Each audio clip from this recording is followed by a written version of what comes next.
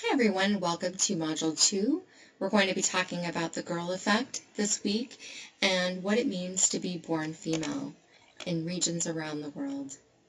Now, we've included a lot in the virtual pages that you'll be reading through, scanning through. We've included embedded media that we feel will enhance the topics that we're covering, as well as links to additional resources. And there'll be topics that we don't get to discuss at all, but we feel like we've tried to distill some of the major issues for childhood, young adults, actually for female childhood, and even before one is even born, or if one is born at all. From the bat, we'll be talking about the Convention on the Rights of the Child, which is supposed to ensure that children are protected without discrimination of any kind, but we know that that's not true. And that in many parts of the world, that the girl child is discriminated against before she's even given a chance to have life. We've included a chapter from Anne Murray, Firth Murray, and the chapter's called From the Beginning, A Deadly Preference, where she talks about the issue of gender preference and sex selection all across the world, including the United States, and how it's often left out of women's health textbooks and conferences, but it's a very important issue because it's affecting sex ratios around the world in areas such as China, India, and of course even here in the United States. So take a look at that chapter. We're also going to be talking about the socio-ecological model, which you see here in this slide. It's a model that you've probably been introduced to before if you've taken a public health course, and it really frames all of the issues we're going to be talking about.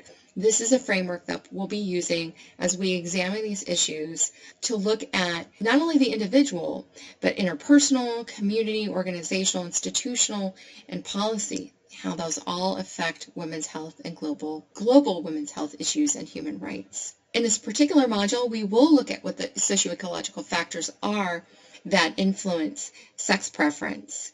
We'll also look at movements that advocate for young girls' health and human rights, and you might recognize this person here, who is the Nobel Peace Prize winner, Malala Yousafzai. So she is, of course, an icon in terms of advocating for young girls and women's education around the world. Something we also wanted to bring into the module this week that's not covered in your Murray text is the fact that human rights can be viewed from different lenses.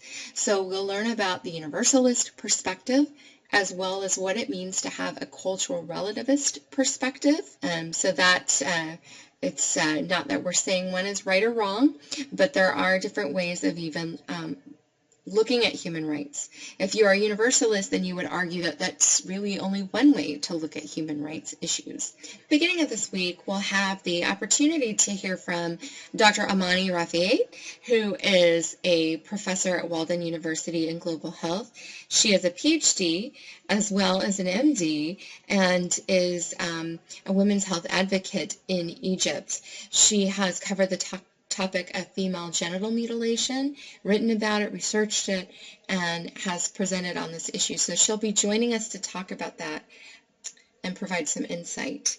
We'll also be talking about the power of an educated girl and woman, which is something that the Bill and Melinda Gates Foundation has published widely on. Education is often the ladder out of poverty.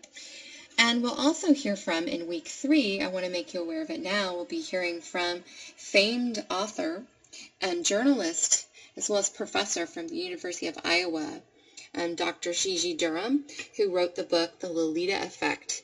We've included Chapter 8 in Module 3 for you to read from this book. It's about the sexualization of young women and basically how that has a ripple effect. And so it'll be interesting to hear your views on this and have you engage in discussion with Dr. Durham if your schedule will allow. If not, you can tune in for the archive. So we look forward to engaging in discussion this week. You have your first discussion forum coming up, and as well as your project part 2. So we encourage you to go ahead and attack the readings.